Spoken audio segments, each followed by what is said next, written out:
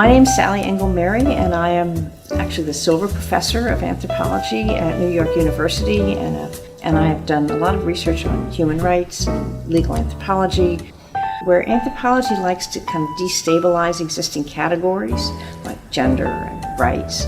Lawyers want to clarify categories and define things. So there's a deep tension between these two fields, which is quite interesting. So welcome everyone to the second webinar in our series in honor of Sally Engel-Mary. And before I hand over the floor to today's presenter, I wanted to introduce Smoki briefly and also our discussant, Birgit Müller. I'll start with Smoki. Smoki is from Ohio University. She's an associate professor of anthropology and the director of the Center for Law, Justice, and Culture. She has a PhD from the New School for Social Research. Her research and expertise are in economic anthropology. She's worked on theories of money and value, on informal economies, and on the anthropology of corruption, which is what she's going to talk to us about today. She has received numerous grants and awards, and her most recent book came out last year. It's called Tales from Alvarado, Ponzi Logics of Accumulation in Post-Socialist Albania. And if I'm informed correctly, she also has received a prize for this book recently, so congratulations. Also, I want to say brief words about Birgit Müller. She's the Director of Research at the CNRS in France. She has received her PhD from Cambridge University and is a senior researcher at the Laboratoire de l'Anthropologie des Institutions et Organisations Sociales in Paris. Her early research concerns social and environmental movements in Germany and Nicaragua. And then she focused on questions of power, ideology, and economic change in post-socialist Eastern Europe, East Germany, and the Czech Republic. And she's written about the informal functioning of the planned economy, mechanisms of ideological control under socialism, and published, I think that was the first book I read from you, on Disenchantment with Market Economics, East Germans and Western Capitalism. Her current research explores global governmentality of food and agriculture at the FAO and local practices of food producers in Canada and Nicaragua. I'm very happy that both of you are joining us for the series of webinars, and I'm handing over to Smoki now. You have about 40 minutes to present your paper, which is entitled Doing an Anthropology of Corruption, Reflections in the Memory of Sally Engel-Mary. Thank you so much, Judith, and thank you everyone for inviting me to join this webinar. I'm so excited to be a part of this conversation. I was not as close to Sally Mary as some of the other people who have presented or who have written about her recently, but I did have some, I didn't get to know her personally, actually through a project that I'm going to talk about. And of course, I was very saddened by her passing. And so what better way to celebrate her person and her legacy than participate in a webinar like this one and talk about my research, but also how she has influenced my research.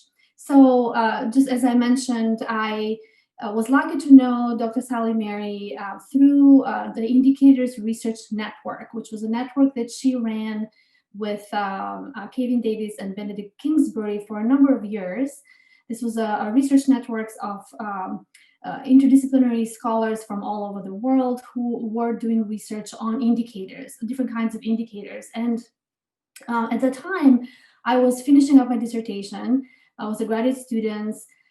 I was on the job market. I had a baby. So I was feeling very precarious and very insecure. And it was very heartwarming to me that she just invited me to be part of this network just based on a paper that someone had circulated, that I had circulated to them. And there was a paper on this research that I was doing on one corruption indicator survey in Albania. So I was very touched by the generosity of her spirit, her unconditional encouragement for young scholars, and especially for young women scholars. So, and I was also very impressed as I was part of these research networks and participated in a number of workshops and presentations and collaborations, and contributed to one of the volumes that came out of that collaboration. But I was really impressed with how she was able to bring together people from such different disciplinary backgrounds and create an atmosphere of collaboration and intellectual exchange that was very constructive. So in this webinar, what I want to do is I want to reflect upon some of the lessons that I learned through this research collaboration with the indicators group. And then I also want to reflect on how the work of Sally Mary has influenced my current project that I'm working on, which is also on the subject of corruption. The key question that I want to address today is, how does one do a study of corruption from an anthropological perspective? And so I'll talk about two research projects. The first one relates to a corruption indicator, corruption survey that was funded by the USAID and ran by IDRA, which is a local research firm in Albania. And then the second project that I began working on in 2019 is doing a courtroom ethnography of a judicial review process that's going on in Albania right now. Now, while these two cases are very different, the things that I'm looking at are very different. They both engage with corruption, and there's two overarching questions that I want to sort of put up front that connect these different projects. First, how is corruption defined, measured, and governed? And second, how do local and global institutions and norms intersect in these anti-corruption initiatives? And of course, both of these questions are animated by the work that the indicators group was doing, and also the work that Sally Mary has been doing on the intersection between global and local legal norms and legal systems. So what I want to highlight as a sort of general hypothesis is the role of growing assemblage of anti-corruption agents in the production of measures, in the articulation of norms, and in the adjudication of corruption worldwide. And second, I want to emphasize the legal pluralism that is present in these anti-corruption initiatives. And of course, the notion of legal pluralism is a notion that Sally Mary has spent a lot of time writing about, and my work is informed by those conversations. So just to give a sort of a brief overview of the study of corruption, corruption has been a subject of research in many social science fields, especially political science, legal studies, but also economics, international development. In recent years, there's also been a growing interest in the study of corruption from an anthropological perspective, and there's a growing literature of anthropology of corruption that examines different representations, assessments, and measures of corruptions across different cultural and political contexts. This literature typically brings attention to the multiple moral frames that are used to define corruption. Some definitions of corruption focus on the breach of the law. That's sort of the more intuitive one, right? But others have pointed out that some of the most serious forms of corruption take the form of what's called legal corruption or state capture. And these are terms that are not only terms that we use as anthropologists or political scientists, but these are terms that are used in the industry, right? In the world of international organizations and observers and measures of corruption. And it is indeed these later forms of corruption that are both most costly to the general public and harder to prosecute and to measure. And one thing that I'm going to say up front is that even the two different kinds of anti-corruption initiatives that I've looked at, they also don't really get to these legal forms of corruption, right? They're not really able, or they're not successful at trying to either identify or fight these forms of corruption. But this is more of a side note. So corruption has also been a prime target of international monitoring organizations, especially with regard to governance and development aid to countries in the global south. Since the late 90s, with the emergence of Transparency International and the Corruption Perception Survey, which is a global survey that takes place every year where countries are giving a score on their corruption levels. So since the emergence of this particular indicator, there's been a myriad of other corruption indicators that compete with one another for funding, for public recognition, for endorsement by policymakers. A global assemblage of experts, international agencies, independent NGOs, consultancies, local and international politicians, researchers, and policymakers is engaged in producing and circulating these indicators. So this is a big industry. Now, these rankings and assessments by these indicators play a significant role in countries in the global south. In many countries, for instance, the corruption grade that's given especially by the CPI, it's often determines the level of international aid that this country is receiving. And sometimes, as I'll talk today, also the possibility of political membership in units such as the European Union. So my own research focused on the production and circulation of a corruption indicator in Albania. It was not the CPI. It's a local indicator, so it's not doing this sort of cross-country measurements. But as I show in my presentation, this indicator also drew a lot from this global assemblage of anti-corruption. Now, just very briefly, Albania is a country that over the last 25 years has depended on international aid and is eagerly trying to join the EU. Last year, actually, it finally had open door to accession to EU.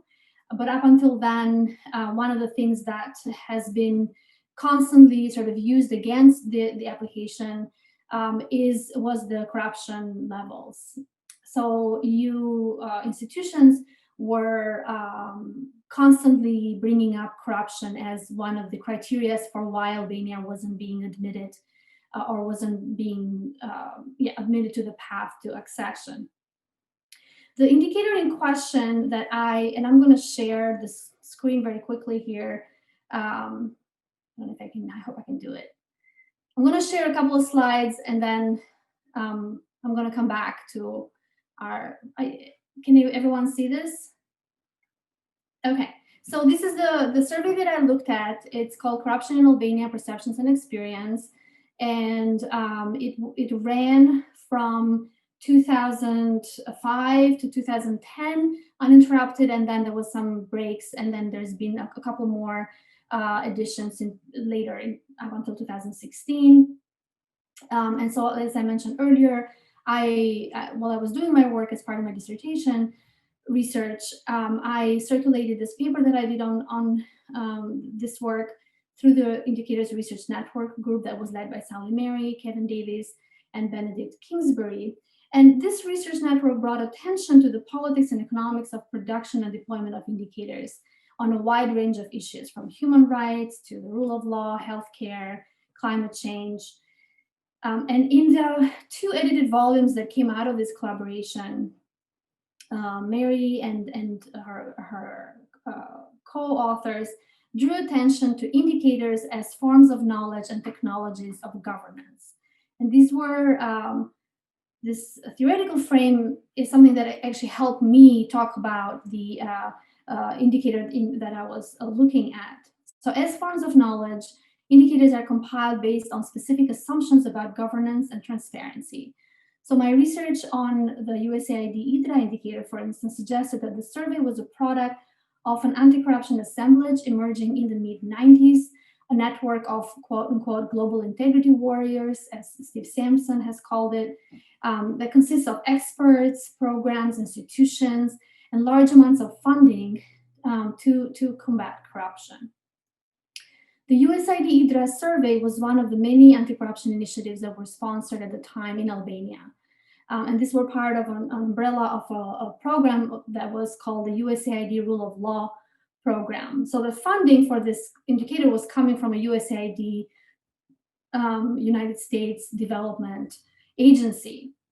So what I did, I interned at IDRA for a summer. I helped process some of the survey questions and questionnaires. I attended many of their training sessions. And at some point, I even trained some of the interviewees after being around the office for a long time. And during my observations and conversations with IDRA staff, I learned that while IDRA conducted the survey on the ground, the questionnaire used for the survey was actually designed with the help of 2 global consultancies, Casals and Associates and DPK Consulting.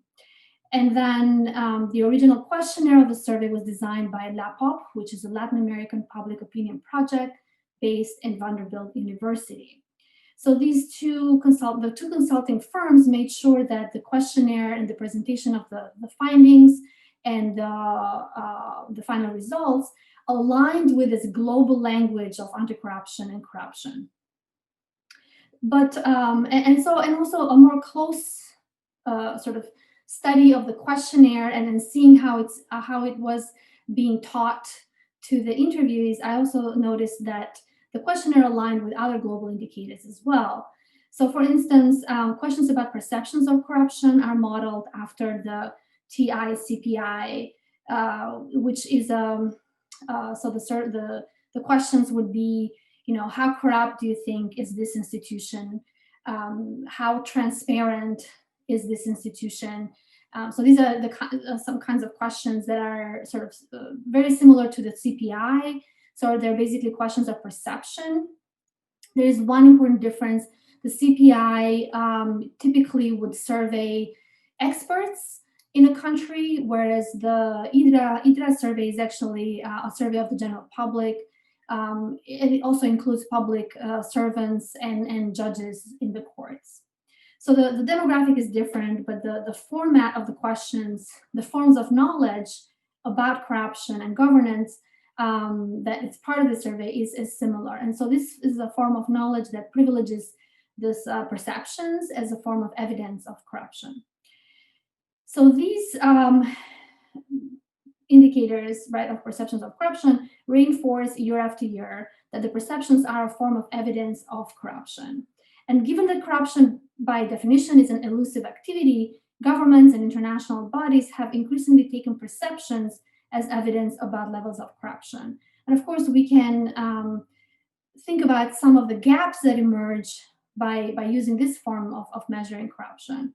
Another thing that I should say with the forms of questions is that they'll typically, it's very hard in these questionnaires to be specific about specific cases or, institutions, they ask questions about institutions, but it's very hard for these types of surveys to really identify specific cases of corruption, right? So that there is a gap there. And of course, a lot of the actors in this field will acknowledge that as well. Now, the other thing that I noticed through my research, which I thought was very interesting, was that the IDRA questionnaire also included some questions which are called questions of attitudes towards corruption. And these were questions that actually were designed and molded and changed over the years by actually the IDRA staff themselves. And these questions were based on IDRA staff's own experiences with corruption. So some of these questions would be things like, how do you think, you assess a student who gave a shirt to a teacher as being corrupt must be punished, corrupt but justified, or not corrupt? How do you assess the teacher who accepts the shirt from the student? How do you assess a mother of a child who paid the bribe for certificates? And how do you assess a business who paid the minister a bribe? And then how do you assess a politician who used his or her influence to get her relative a public sector job? Now, these are all questions that are, of course you can see that they apply to other contexts as well, but just from my understanding from my fieldwork is that these questions were not the sort of top-down types of knowledge, but it really was questions that were based on people's own experiences. So some key points here about this research that I want to highlight. First of all, the one of the key points from my research was the omnipresence of global consultancies in the making of governance indicators speaks to a broader phenomenon of the privatization of the state and the expansion of neoliberal governmentality.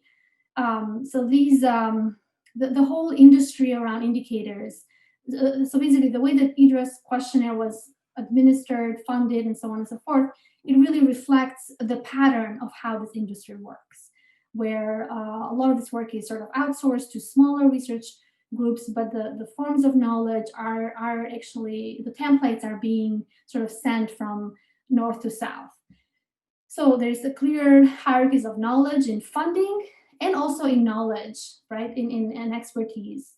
So this north-south dynamic is evident in the hiring of the American-based consultants, whose job is to align the local knowledge with global and American forms of expertise. And such hierarchies reproduce historical relations of inequality among the global north and global south, and among specific kinds of expert knowledge. And this is something that, this is a conclusion that very much aligns with some of the main conclusions that the Research Network that Sally Mary was involved in also tried to emphasize. At the same time, I also, as the second set of questions indicated, it would be too simplistic, I think, to just see this knowledge transfers as one directional.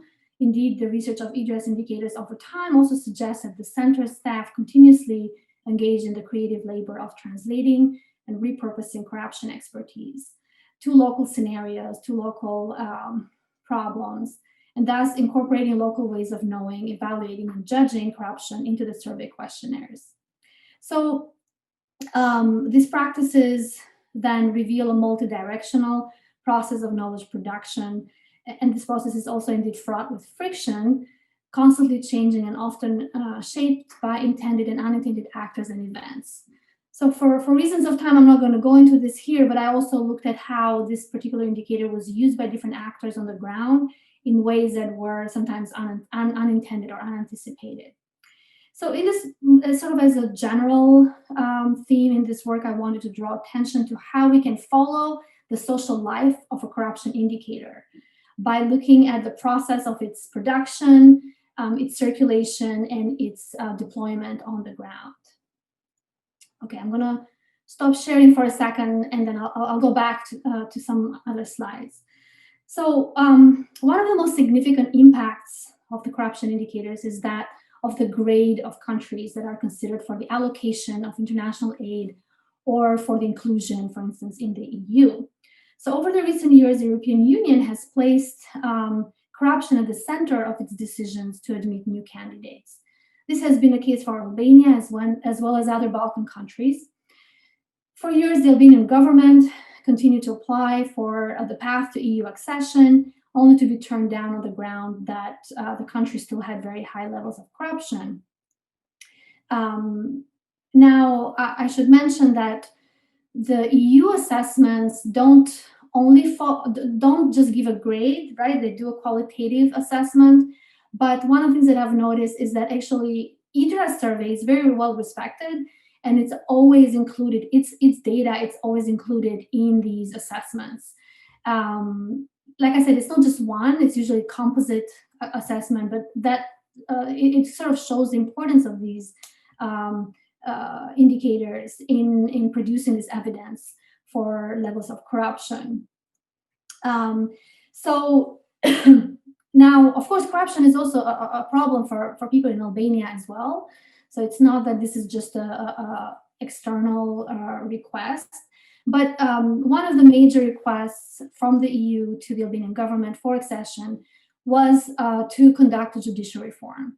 One of the things that the EU and other bodies had determined based on these indicators, the multiple indicators of corruption on Albania, was to say that courts and the judicial system is very corrupt, and so we need to do a reform, right? And this is a process that has been taking place in other former Eastern European countries as well. And so the judicial reform was set as one of the conditionalities of Albania, and actually in 2016 this was passed by the parliament with a lot of pushing and actually even threatening of members of parliament to pass the judicial reform.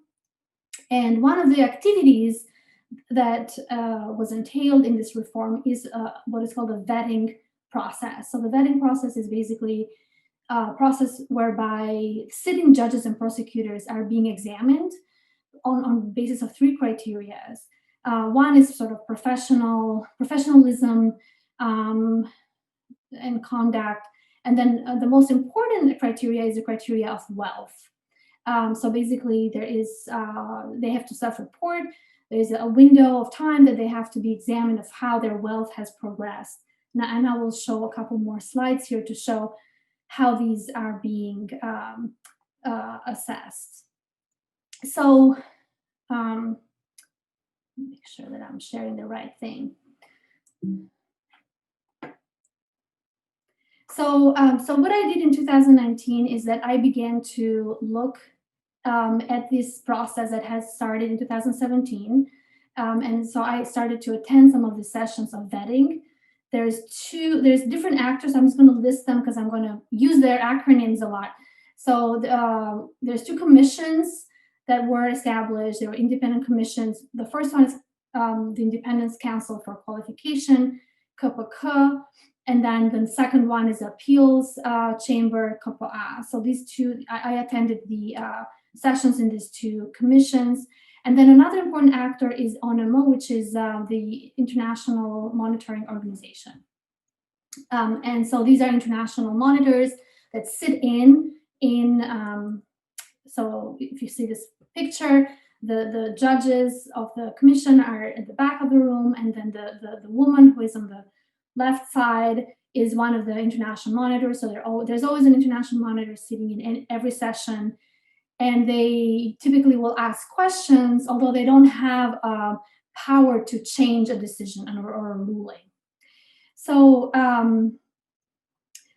so as I mentioned, my research entailed courtroom ethnography, following the hearings and the courtrooms, and then also I've done a lot of secondary research. There's a lot of archiving going on of these sessions. They are really conducted in a very transparent way. And so I rely a lot on the transcripts.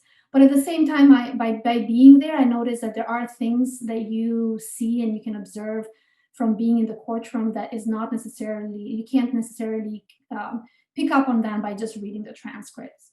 So what I'm interested in as I'm continuing this project, obviously I couldn't go back into 2020, is how are different notions of legitimate wealth negotiated by the different parties involved. And so these parties include the Albanian judges, the subjects of review, and the international observers, and also human rights lawyers and journalists who are observing these sessions.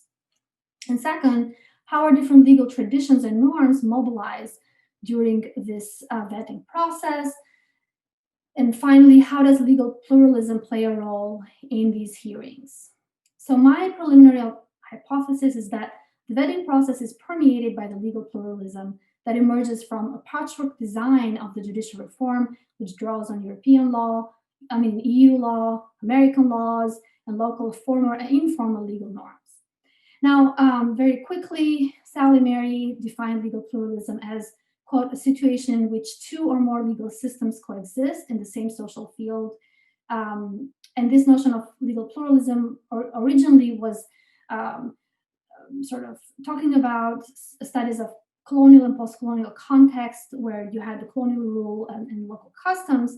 But with Mary and others, this definition has been expanded to include, quote, plural normative systems that can exist in any society.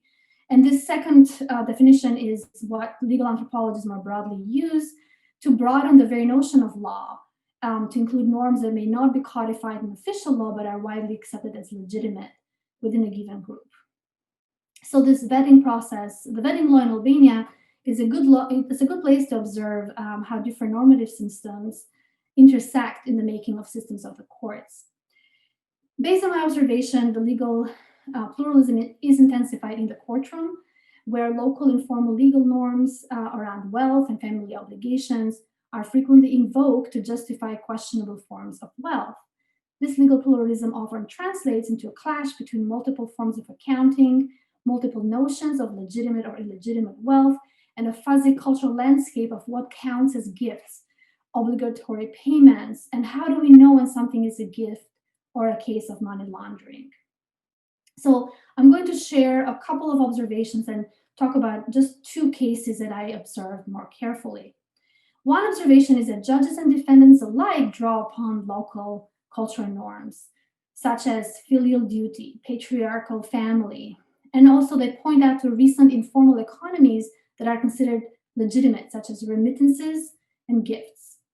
So according to the vetting law, cash gifts can be claimed as legitimate sources of wealth as long as there is a record of this transaction.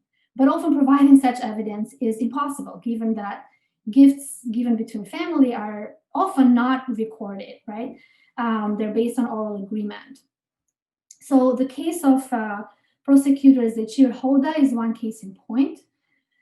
Hoda's wealth, and this is the picture that you see here, these are the schemes of wealth that are produced by this independent body of inspector for declaration of wealth, where they sort of show the wealth of the person over the decade. In this case, Hoda's wealth had increased fivefold over the period of evaluation. Now, this is not very uncommon, so it's actually not as outrageous as some of the other cases, but you can see, obviously, that there is this significant increase of wealth. The Kupaka questioned the sources of wealth that Hoda had used in the purchase of an apartment in 2001. Hoda claimed he had used funds given to him by a gift from his father. And then the Kupaka pushed back, saying the father's income at the time could not justify this gift. So in his defense, Hoda spoke passionately, noting that his father had given him the cash based on, quote, his parental duty. He justified his father's access to the cash by pointing out that his four brothers and his sister had migrated in the 90s. They had settled in European countries, and they were sending regular remittances to his father. He described his family dynamics as follows. I'm part of a strong family. The parent has control over others. Almost a patriarchal family. He demands obligations, the jurimet, from his children to the parents. And they, the immigrant children, send his obligations. So by these obligations, he meant remittances. Now, Hoda's appeal to cultural norms of parental duty, patriarchal family, filial obligations were received sympathetically by the Albanian judges, but they were scrutinized and challenged in the questions of the International Monitor. This instance captured a pattern that I witnessed routinely in these hearings. Local cultural norms that regulate transactions among kin were frequently evoked to justify ambiguous sources of wealth.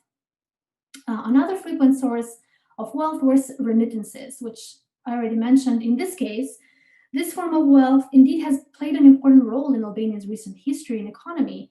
At some point in around 2010s, remittances counted for 17% of the GDP. So this is a really significant source of wealth. And it is, although it's mostly informal, it is highly legitimate, right? So, and in these hearings, I was first surprised, but then not as surprised to see that remittances were very routinely counted as sources of legitimate forms of wealth. But given that by their very nature, remittances are often sent in cash and passed from person to person, it's difficult to prove their legitimacy.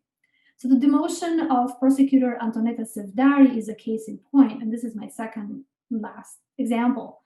Sevdari had actually served at the task force against crime and corruption, and she, among the sort of the human rights lawyer community, she was known as one of the prosecutors that's most neutral politically. She had been involved in a really major, one of the only cases of high-level corruption that involved a public-private partnership that actually was prosecuted. So Sevdari was first in this review. She was first approved by the first commission, the KPK, but her case was brought up back in the appeals chamber, which actually demoted her. The main reason for her demotion was a sum of $12,000 that Sevdari claimed was sent to her by her husband, who worked between 1997 and 2000. He worked as a migrant worker. He was an engineer, worked for a firm in Saudi Arabia.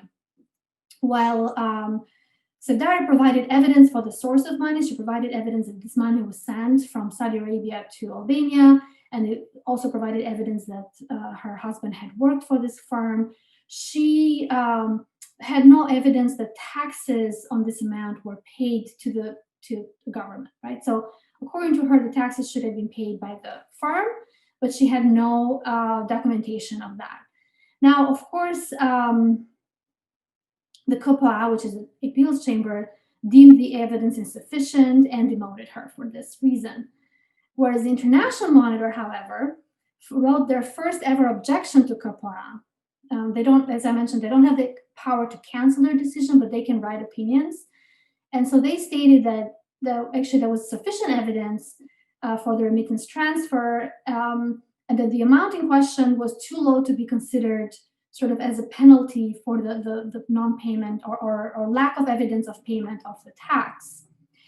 Other local independent observers invoked the imported legal institution of burden of proof to contest the Kapara decision. So here we see local actors actually drawing on international or sort of more Western legal traditions to contest the vetting institution. So these observers noted that Safdari should not have to prove that the Saudi company made the tax payment.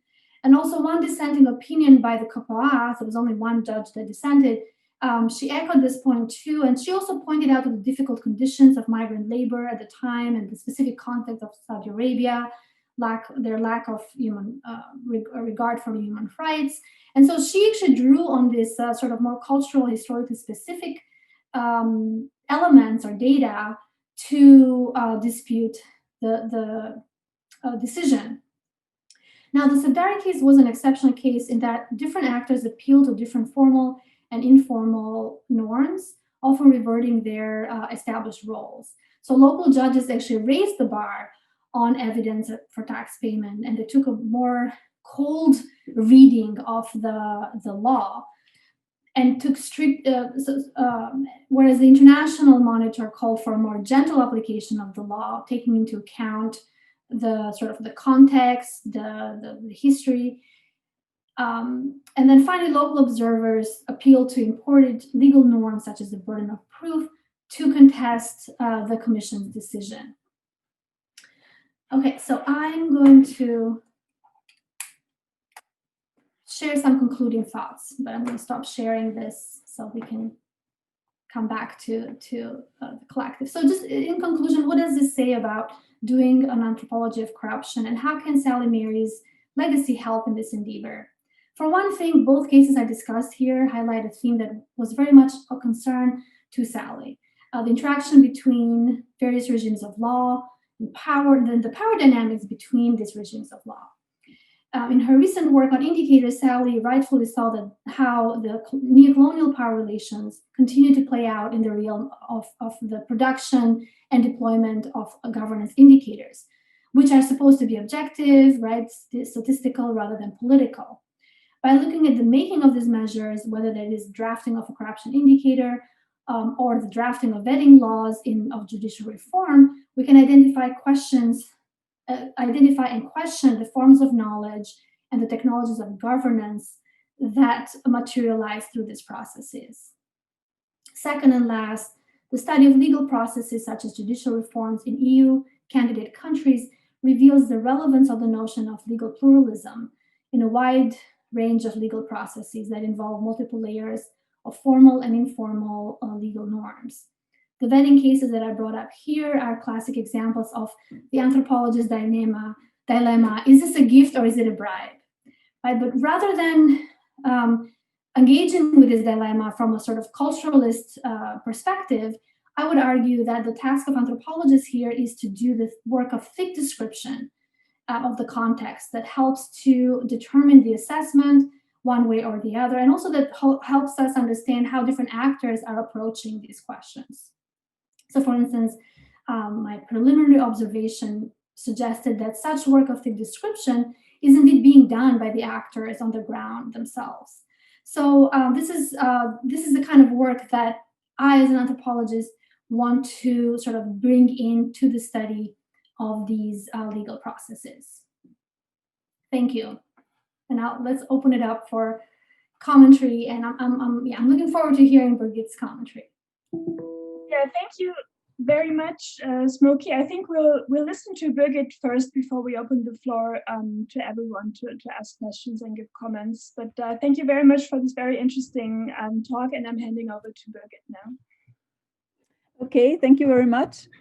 I'm not a specialist on corruption. I haven't really made that sort of central topic of my my research. But of course, situations that have been described as corrupt came up in lots of my research, whether it was in my research on the transformation from the plant to the market economy in East Germany, or whether it's in my recent studies on water governance in California.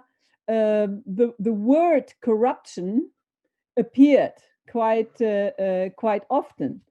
But actually, when I read your paper, what I was sort of fascinated about, and which sort of communicates with this mentioning of corruption in the fields that I was studying, that really reading your paper, corruption, even more than I thought, was appearing as something like a fleeting object. So because I mean, it was fascinating actually how you were describing that that as there is a lack of evidence and also agreement of how corrupt somebody is or what corruption exactly is, it's now sort of subjective, a collection of subjective perception of corruption that ultimately indicates that there is corruption. It becomes a sort of form of evidence. And this type of reasoning actually resonates with Latour's and Calon's work on the affirmation that scientific truth becomes an evidence through the perception that the scientist has a reputation, and not through the fact that this scientist is objectively producing something which is the truth. Or it also talks to how Foucault talks, for example, about the economy. Foucault says, well, the economy, what is really economical? What is what are the laws of the market, for example? I can't tell. Are there such things as laws of the market? But it doesn't matter whether there are such laws or not. What is important actually, that this notion, the law of the market, does something in society. So so in a way, you know, through this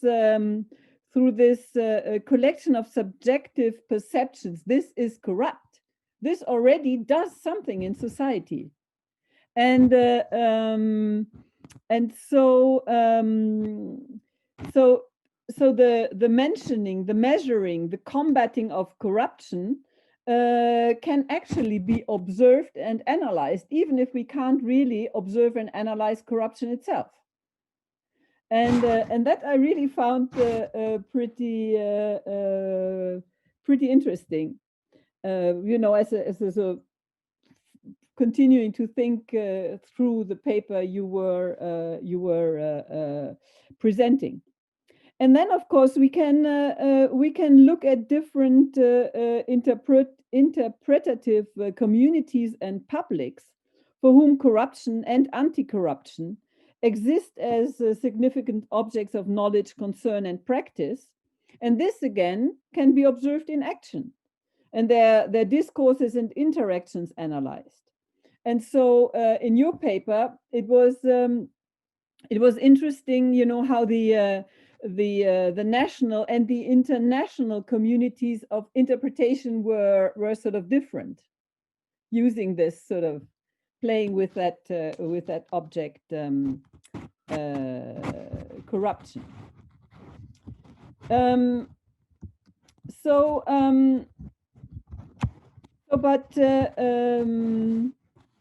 But then one also has to look at in your paper there appears the Independent Commission for Qualification, which is Albanian, and then the Appeals Chamber, which is also an Albanian institution. Then there's the international monitoring operation somehow operating. Then you have the NGO Transparency International, and you have a corruption perception index, and then you have the USID rule of law program, and interacting with the local market research institute and the Institute for Development Research and Alternatives, which is an Albanian institution.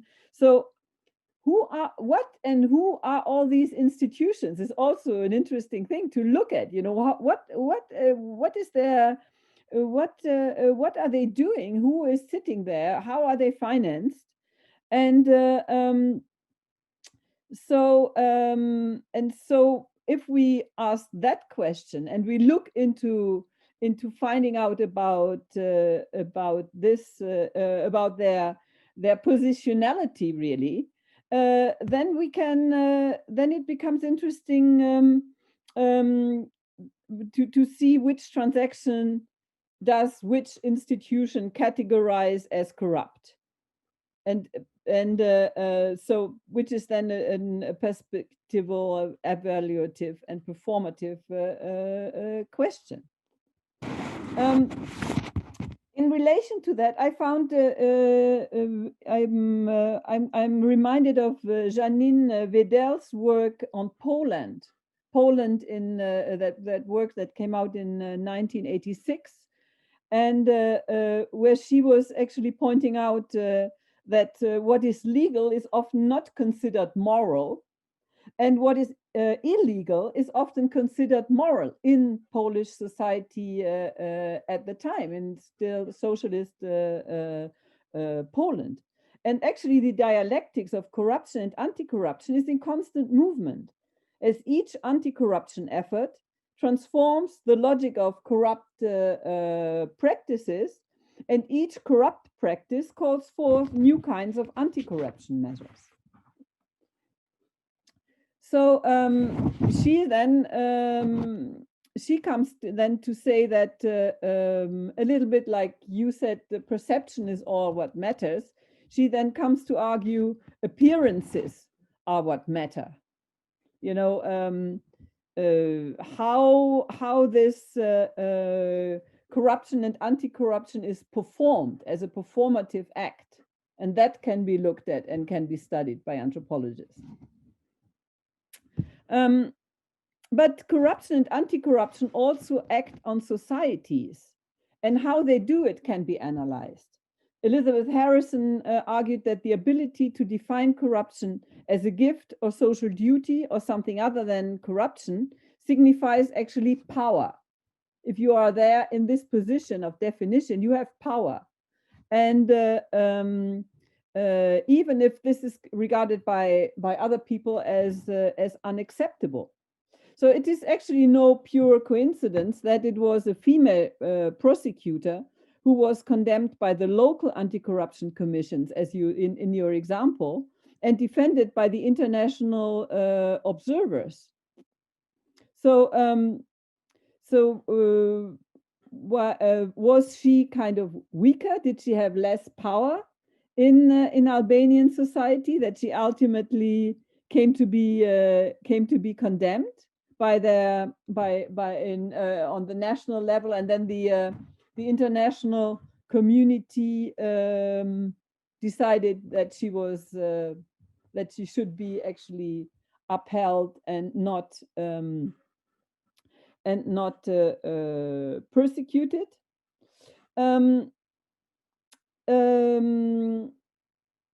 So it then becomes actually interesting to see how are actually USID and European Union observers that actually judge there or give an opinion, how are these actually made accountable when they interfere? There is a sort of vacuum of accountability that is exacerbated when players operate outside countries and cultures. And then this encountering sort of disparate laws, information, norms, standards, and enforcements. So how are these kind of these floating actors? What are they actually doing? You know, to grasp them must be would be interesting and probably very difficult. Akhil Gupta defines corruption as the process of blurring the boundaries between the public and the private. And I found these processes of blurring and hybridization very interesting to observe on the international level. And I have been looking at that in the negotiations when we were following the Rio +20 negotiations, and also the Paris climate conference. We were in particular looking at the forums created by the private sector, and how they were actually introducing a sort of self-legitimatory discourse of social and environmental self-reporting. So, and constructing a moral discourse actually that was then almost stronger than the moral discourse that came from the states themselves.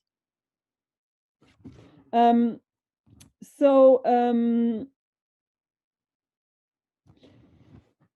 probably so actually this corruption and anti-corruption complex is, as Gupta stated, key to observe the process of constructing and deconstructing the state or the states or state authority also, because you have these international actors coming in, these NGOs, but also these spokespersons of multinational corporations that don't have a national attachment anymore.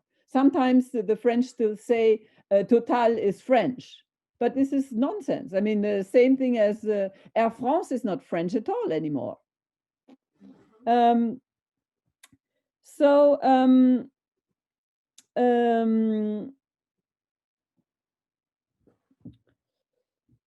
Yeah, so I think this corruption and anti-corruption complex offers a sort of a window onto the state as an effective formation.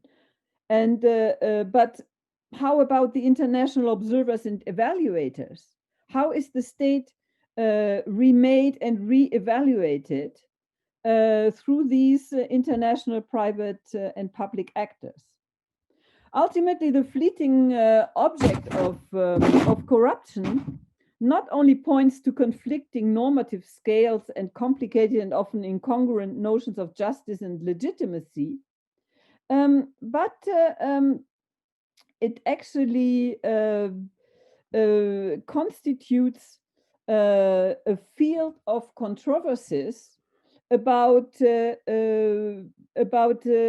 universal and abstract equality of rights, and also, of course, a field of controversies about conditions of material inequality.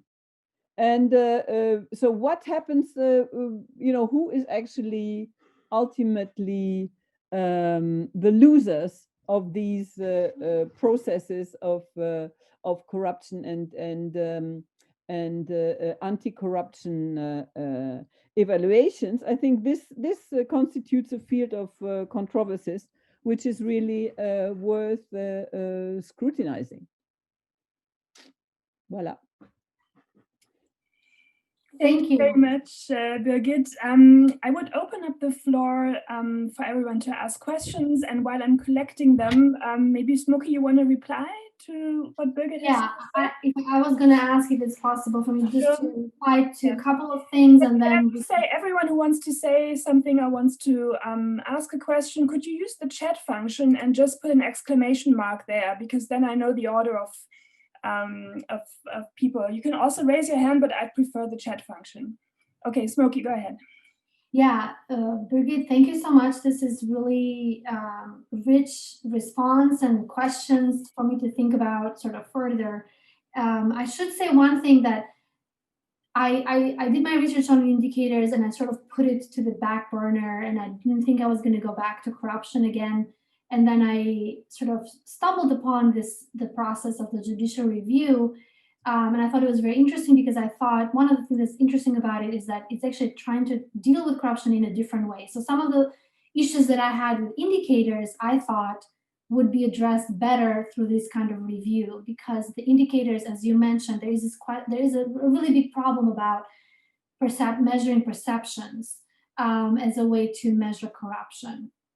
So just very quickly, I want to address 3 points. So you mentioned the work of Latour and Callot, and I'm glad that you brought them up, because when I wrote my chapter for Sally Mary's book, I actually used I really drew on Latour's notion of translation and mistranslation to describe this process of having all these different kinds of agencies work on these definitions of corruption or ways to measure corruptions. And really, when you're really looking at all the different actors and what they're defining as corruption and how it gets translated in the survey, and then how it gets translated for the internationals and how it gets translated for political debate, the only way to describe the process is through mistranslation. There's a lot of mistranslation that happens, but that mistranslation is productive, right? So that's a really important thing that I want to highlight, that mistranslation is actually quite productive, both on the international scale and on the local scale. I also think one of the things that does not get a lot of public scrutiny is the questions of funding. How are these, who is funding the surveys, right, and why? And sort of understanding the power dynamics behind the funding. Now, okay, I can say more about that, but I want to make sure that I touch on 2 other things. So yes, just yes to your point about the performative aspect of these surveys, right? Even though they seem sort of like, when they just come out, they make a lot of buzz on the media, but it seems like they go away. But actually, when you're looking at this other field of policymaking, they do have a performative effect. Okay, so coming back to the judicial reform, I do want to point out that what the judicial review is doing is very different from what the indicators are doing, because they are dealing with specific people, right, with the wealth of those people. But there is also a mistranslation or a gap, because what they're doing, they can't necessarily go back and revisit the decisions that these judges and prosecutors have made. They can't do that. They don't have that mandate. So they're looking at their wealth as a way to show that, to find gaps. And the idea is that if you find a gap in someone's wealth history, then that's an indication that they probably got a bribe. That's an indication of corruption. But you can see that there is a gap there of making an assumption, right? That so that becomes a problem. Now, of course, there's a lot of power dynamics going on the question of solidarity. Definitely gender is an issue, but everything is sort of being flipped in many ways. Most of the judges that are elected in these 2 commissions are women. And the idea was that by doing that, the process would be less corrupt, okay? Because the idea was that these 2 commissions are supposed to be very independent.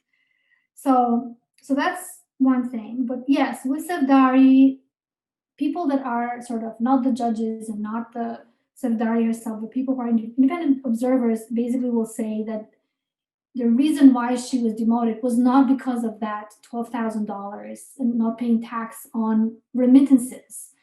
But it was because she was neutral. She was more neutral politically than most, which is really hard to do in the Albanian judicial system, right? To be neutral, because everyone is political.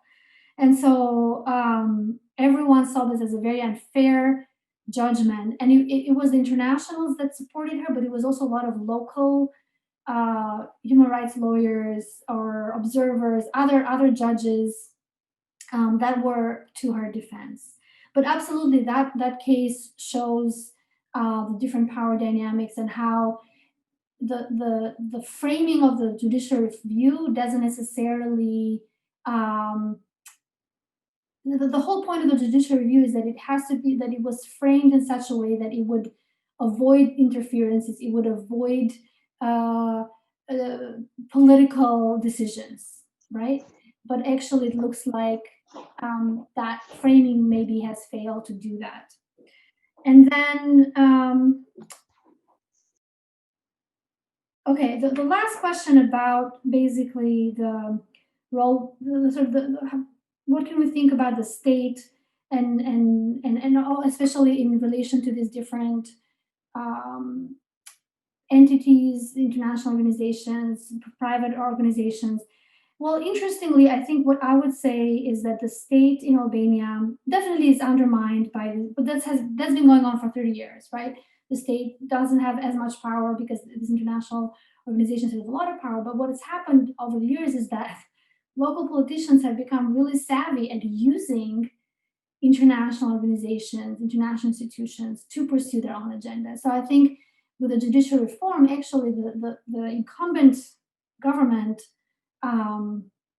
was very much pushing the reform, which was something that internationals also wanted, right? So they managed to find a way to align those interests to strengthen and bolster themselves in the eyes of the international. So those again, those dynamics are there's definitely the north-south dynamic, right, that is still at play. But also, I think when you're looking closely, you can also see how local actors also use that the power dynamic to strengthen themselves as well. I hope this answers your questions, but I'll take them also as questions to think about to sort of broaden my project. Great. So Tiny first, question. How did this process, this vetting process of the female judge end up? What was the outcome Of which one? Of the female judge? She's demoted. She's demoted, but there is one more thing she can do, and some judges have done this. So she's bringing it to the European Court of Human Rights, to Strasbourg. So she's going to appeal it there. So that's actually, there was one more point because this was an important point. So she's sort of done in terms of, which means she can't be in an office. She has to work in the private sector. But another important point you asked about the accountability of international organizations, and you're right, they're not accountable to anybody except public pressure, public opinion. So the International Organization of Monitors is not accountable to anyone. USAID, of course, is not accountable to anyone. And local. So in this particular case, they played a positive role because they tried to sort of find a way to intervene. And actually, in another case that was in the paper, but I didn't mention it because of time, they also played a positive role. But local observers also criticized the international organization monitors because a lot of times they do take this very narrow view of the law and don't take account of sort of local context. So that's something, so they're not, there's a lot of problems with them too. But absolutely, they have no accountability to any local institution. And that's just how these institutions are designed. Okay, great. Marie-Bénédicte Dembourg has the first question or comment. Thank you very much for a really interesting paper.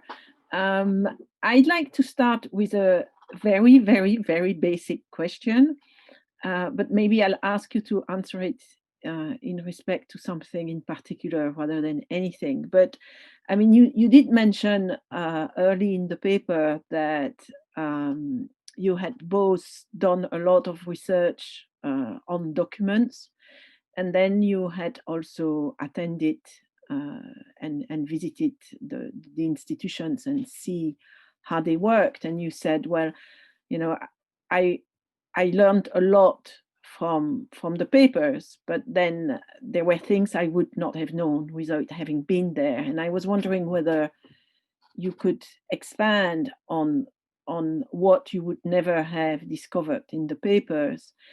And, if it's too wide a question or too naive and too basic to ask, in an anthropological audience, I would refine it saying, obviously there is at the moment, my the research project I lead is on evidence. So I didn't know you were going to bring evidence so much in your paper, but you did, which is great for me.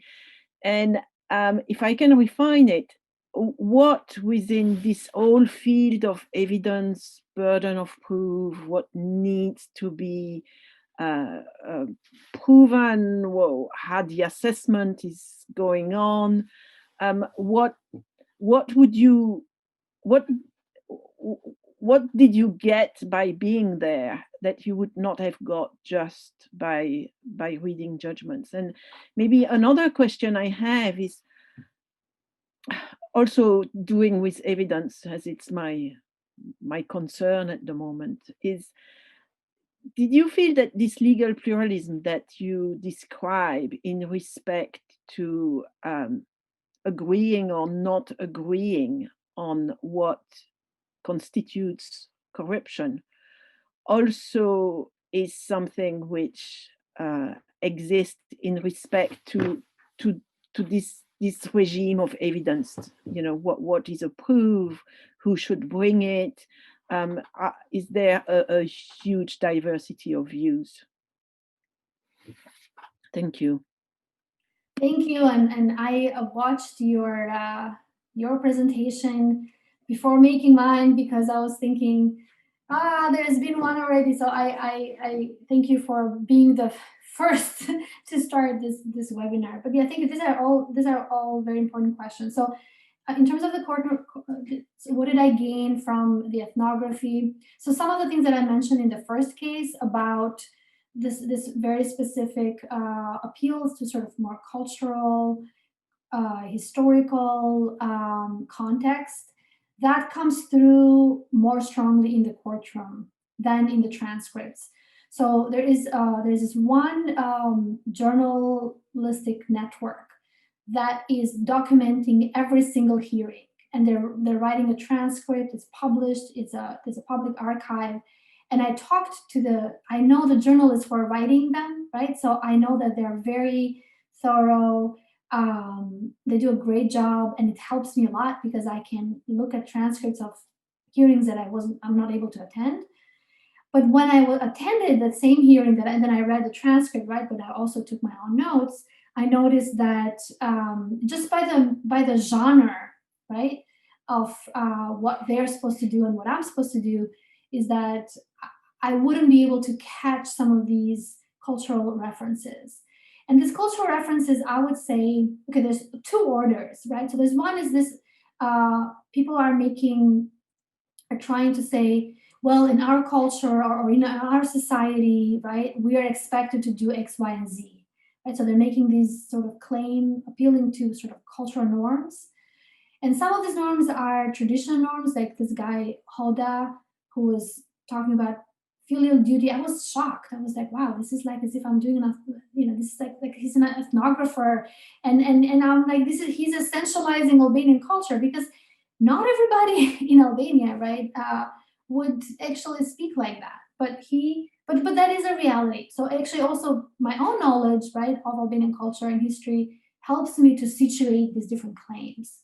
And I can say that, yes, that's claim that he's making reflects particular family structure that's very much powerful in the present. And then there's references to things, as I mentioned, to remittances and the different, which is something that I've studied in another project.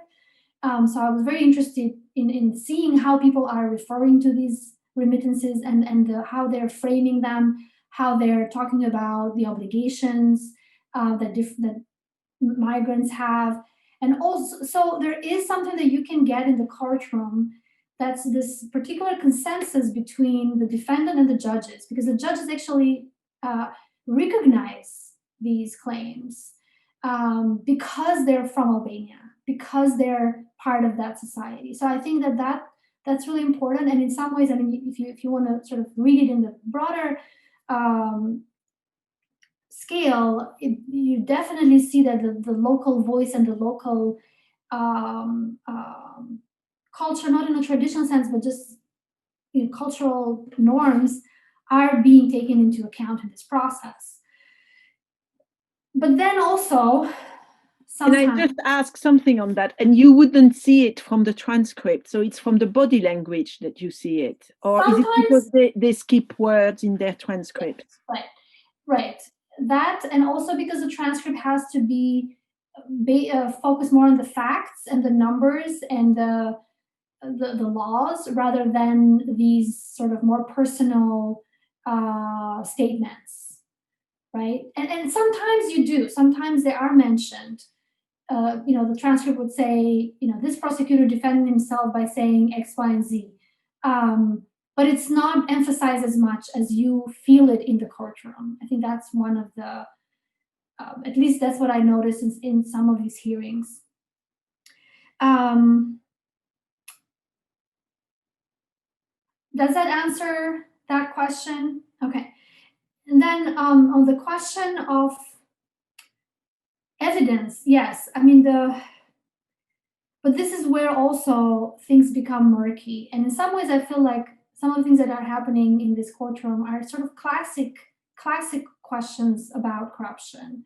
Is it, sometimes it is a case where there's a transaction that is legitimate and the different parties consider it legitimate, but there is not enough evidence, right, for the court.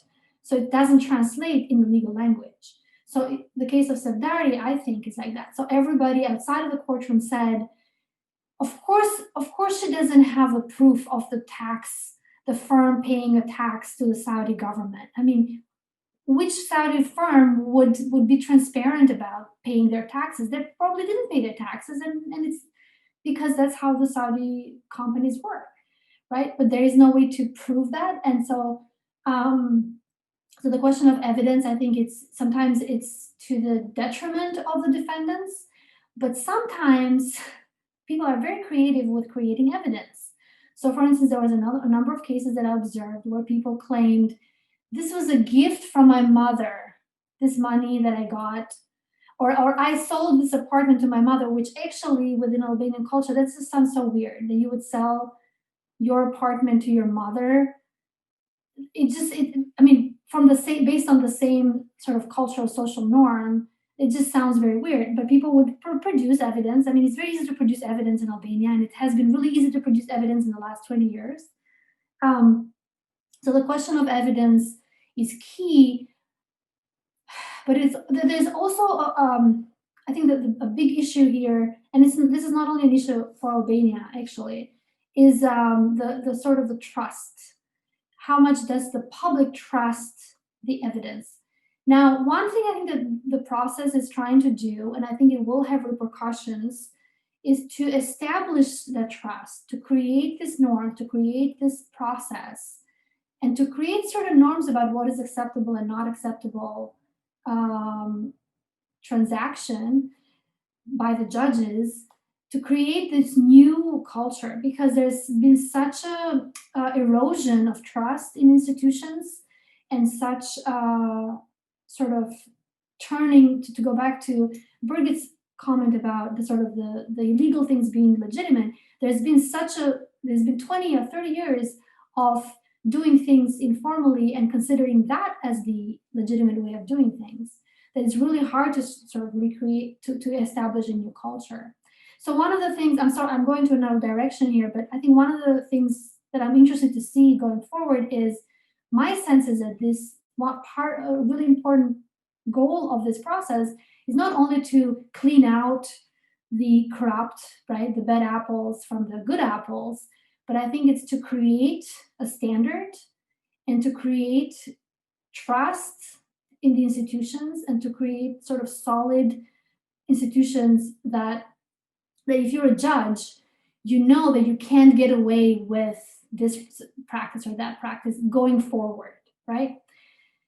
I also want to make a comment about the evidence question. I think because there is such a lack of trust, I've actually reflected upon this a lot in the context of United States discussion about corruption, because corruption is now something that's been used, first of all, that it's been done a lot, but also that's been used as discourse by various parties to the point that you don't know anymore, right? Where is the truth, right? The post-truth era. And I think that situation that we're experiencing right now, that's been the norm in Albania for the last 30 years. All different parties accuse the other party of corruption, right? So the same thing with the judges. Actually, recently there was a case of one of the judges being involved in allegation of corruption, which undermines the credibility of the institution, right? But anyway, going back to the evidence, I think the question, for instance, with remittances is one interesting question, because, like I said, it's one of those things that it's very hard to provide evidence, especially retroactively, right? If you got remittances in 2010, you didn't know you were going to go through a judicial review. You didn't know that you had to, So these questions of evidence are really key to this process. But I think what this process is trying to do is to establish clear sort of guidelines and boundaries around the evidence. I hope that answers the question partly. All right, I put myself on the list. Thank you very much for your fascinating presentation, Smoki. And I had one particular question about the difference between a gift and a bribe. And you mentioned in other contexts that terms like state capture or legal corruption are also emic terms. So I was wondering, are there any discussions going on in these fora about what is a gift? So do people actually debate the gift part of the equation as much as they debate the corruption or the bribe part? And you just said in one of your answers to Marie Benedict that it's about trust and this being a public issue.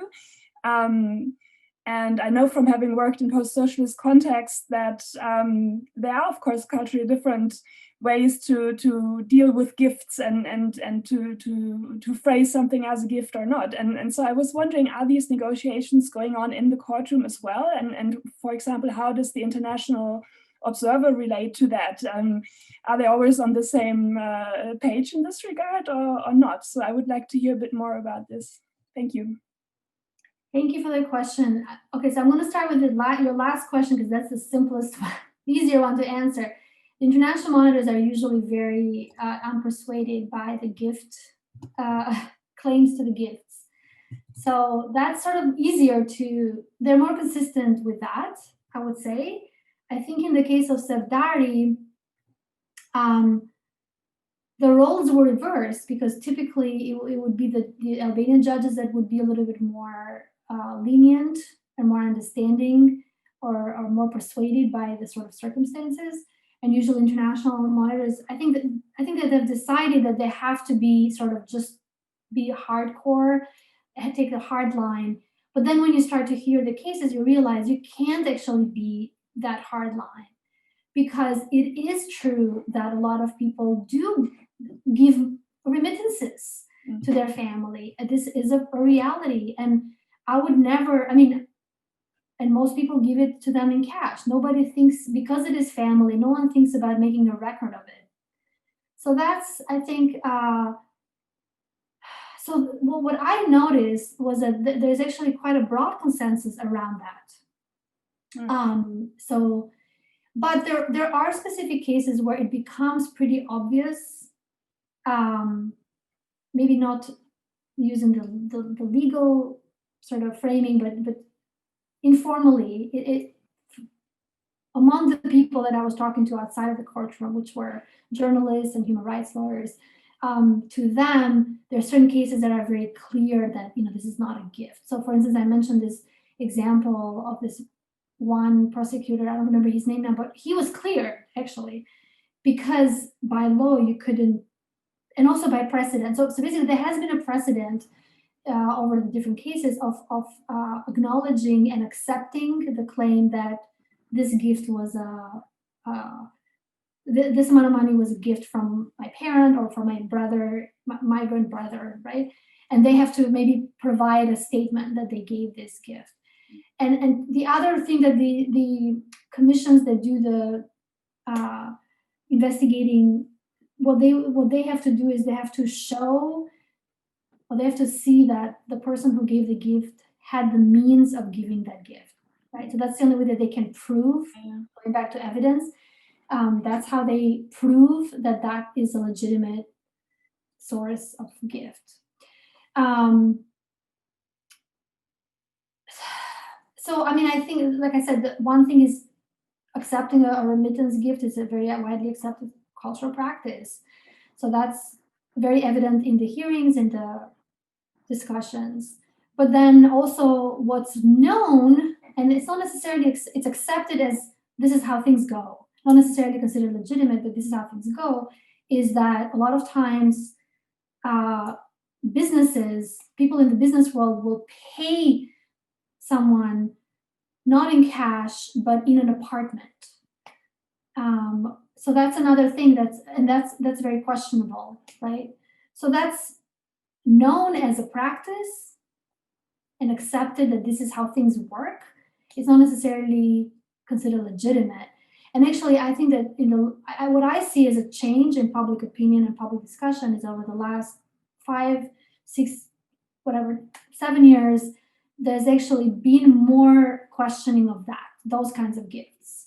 And there's been more, so I think there's a shift in public perceptions as well of what is legitimate type of gift in these situations. Thank you very much. I have 2 more people on the list, and looking at the time, I think I'll close it. But let's hear Pnina Wertner first, and then Jane Cohen, please.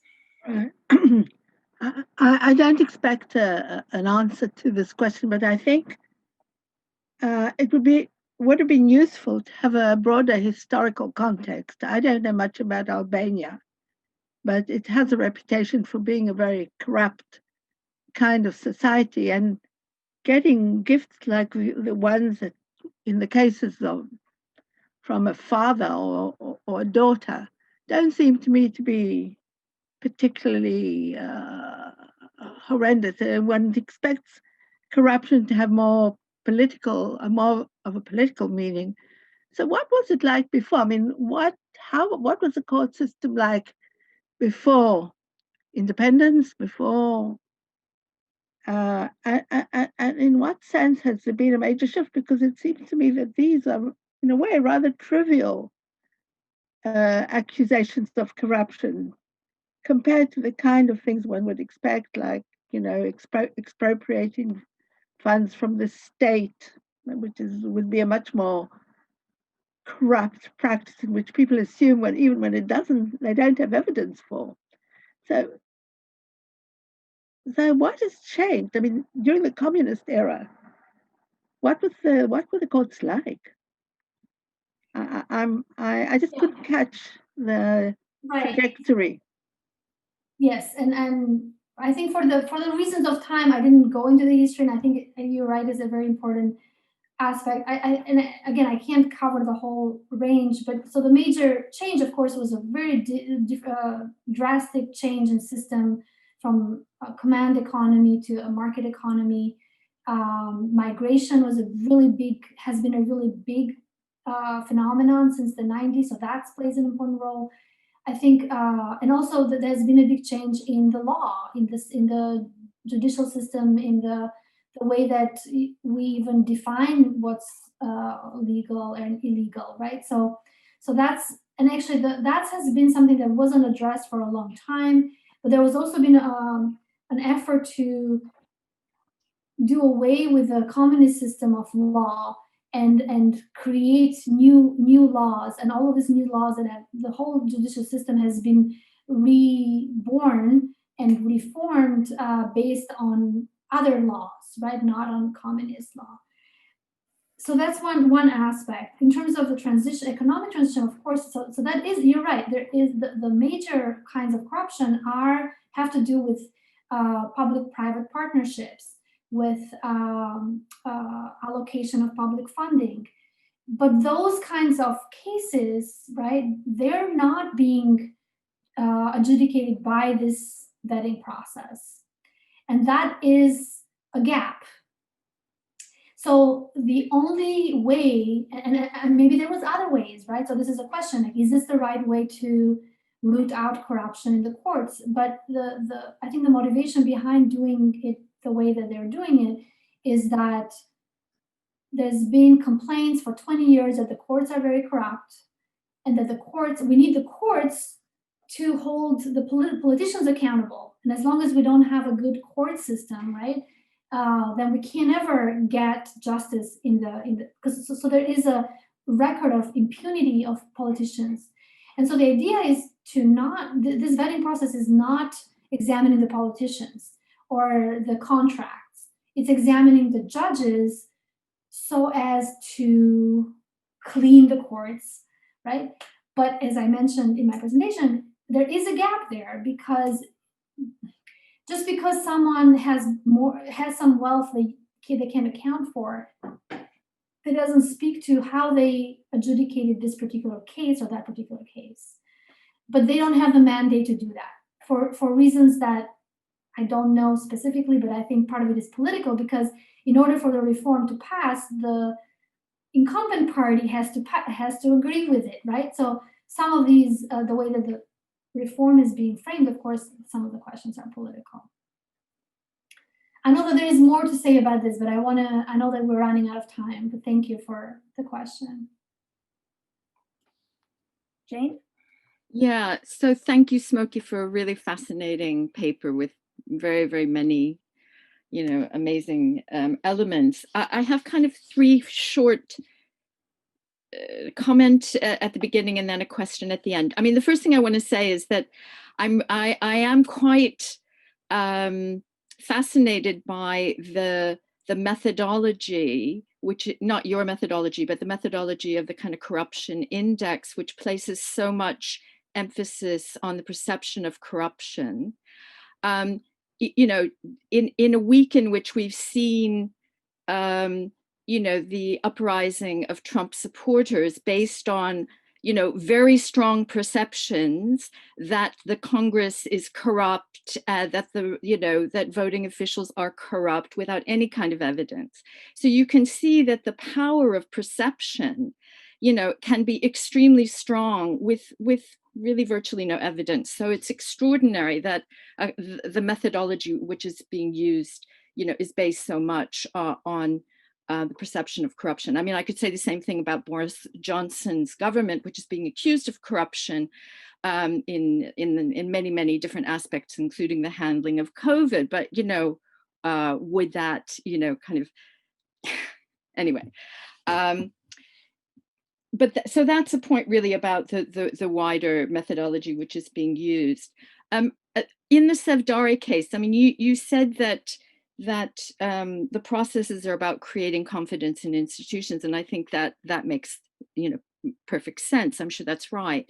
It does seem to me that the Sevdari case is doing the opposite. However, given the kind of perception you pointed to of human rights organizations and local people who are saying she was precisely persecuted because she was neutral. So that's a kind of extremely interesting case. And then I suppose the last thing I was wondering is how transparent and public are these proceedings themselves? Are they available on video, webcast? Are they open to the public? Are they easy to get in? And this was an issue that I really became aware of in studying Universal Periodic Review. So, to what, and is there interest in Albanian kind of public sphere, social groups to watch and to follow what's happening in this forum? Thank you. Those are great questions. And again, I'm going to try to be brief on the methodology. Right, that's a great question. And interestingly, it's something that's been with us for 30 years, because these corruption indexes have been produced since the late 90s. Transparency International was formed as a way to hold governments accountable for using international aid. So there's a lot of good intention behind this. And the idea is that you're not going to be able to get actual evidence of corruption if you go to a country where it's an authoritarian regime and the government takes all the aid and uses it for itself. Right? Like, how are you going to get evidence for that? So then you do perceptions, because the idea is that perceptions are easier to get, and they get you to name the phenomenon. But I totally agree with you that it's, especially I've observed this in Albania over the last decade of following discussions about corruption, is that it's become like accusations of witchcraft, I say sometimes, right? That if you say it, it gets a reality. And then the other person says it, and then it's just a cacophony. And I think I'm seeing this happening here in the United States a lot, to the point that it worries me, because it does undermine the actual fact that no, there is corruption, right? So this is something I've struggled in my work, that I've been critical of that methodology, but I'm not actually, I don't want to say that there is no corruption, or I don't want to say that people in Albania are not concerned with corruption, because they are. They're very concerned. So that's something. I should note, though, that to the credit of these global corruption measuring institutions, they have really tried other methods as well. But I think where you get to more qualitative kinds of methods is like the survey that I've observed, right, which is trying to also get to sort of more specific experiences. But I think the predominant, so anytime you see a result that says, oh, this country fared as the worst in corruption, what they're measuring is perception. And sometimes that's not evident in, the way that these results are advertised.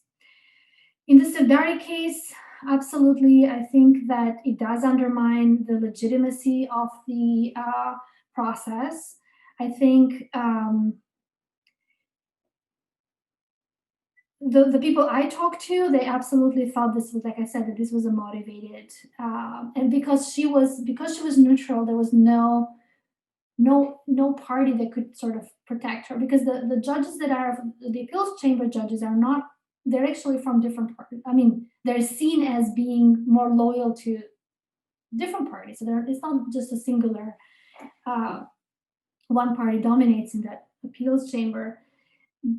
But yeah, I mean, I think that it is a question, because the standard that they used for her is not being used in other cases. So part of it has to do with precedent and with consistency across the board. So the standard that was used to judge the validity of this money was actually not a standard that was used in other cases. So for that purpose, that I think this is what she's going to use when she goes to the European Court of Human Rights. I should say, though, that at least up until I was there and I was following cases, this was an outlier case. There was another case that I mentioned in my longer paper, which was actually even more outrageous. But that case was sort of the flip side. It was someone that was very clearly had very questionable forms of wealth, and they were justified. As by contrast to Serdari, he hadn't paid tax on property in Albania, and it was justified as legitimate fiscal evasion. Okay, and that was outrageous. And actually, that's where the International Monitor really pushed the appeals chambers to take up the case, and the appeals chambers demoted him. But the point is, though, that these were outlier cases. I think by and large, I would say they were doing a good job at being as neutral as possible, I would say. Now, things may have changed. I haven't been able to follow the recent cases in person, right? But definitely, I think some cases, for instance, this other case, before it went to the appeals chambers, that really just undermined the trust of the public in the process. How transparent are the proceedings? I actually think the proceedings are the most transparent that I've ever seen in Albania. It was very easy to access. That was one thing, and actually that's why I decided to do it, because as an anthropologist, I found it that some of the other topics that I've studied were so hard to access that you're just like, well, I shouldn't do something that I can't access. But the hearings are advertised online, so I could plan when I could go. They were open to the public. They're not transmitted on video. There's so many of them now that, it's but there are, like I said, there's a number of journalists, of newspapers and online journals that are taking note of every single hearing and having these transcripts, and the decisions are also made public on the website. So basically, if anyone wants to find this information, they can. Now, I don't know if many people followed it. There wasn't a lot of other people in the room where I went. There was a lot of journalists, and there was people who represent human rights groups or international groups, and maybe there were members of the families. But it's not like this is something that the general public wants to see, unless there were certain cases that, thanks to the media, will get general attention and they were followed. But anyway, I think that they're as transparent as they can be. Now, what we don't know, right, is how. I mean, and this is, I think, a problem for any legal case. For instance, in Safdari case, her record was not mentioned at all, right? It was this particular amount of money that was from her husband, wasn't even from her, that became the point of contention for demoting her. Now, the other things that I said are, you can say they're speculation, right? The fact that she was more neutral. So that you can't find evidence of unless you talk to people right on the ground. Okay, thank you very much, Smoki, and also to Birgit for this fascinating talk and a lively discussion. I learned a lot, and I'm looking forward to reading more about your research. I had another question about how everything is changing now with COVID, but it seems you have a lot of interesting material already to really start working on it and writing about it. So good luck with that, and thank you everyone who asked questions. I just wanted to announce that we're reconvening on January 29th, and I hope to see everyone again. It's at the same time. The Zoom link is the same as well, and we'll continue on the theme of legal pluralism. We will have Kibet von Bender-Beckmann with us, who was heading the Max Planck Institute for Social Anthropology's working group Legal Pluralism for a very long time, and I was a part of that group, and we had the idea of having a discussion, so a conversation between the two of us about Sally Engelmary's work on legal pluralism in particular. So I hope to see everyone then, January 29th, and we will make sure to upload this video also on YouTube. So if you want to rewatch everything and think about all of these inspiring things, then please do so. So thank you very much. Have a nice day, evening, wherever you are, and hope to see you soon. Bye-bye.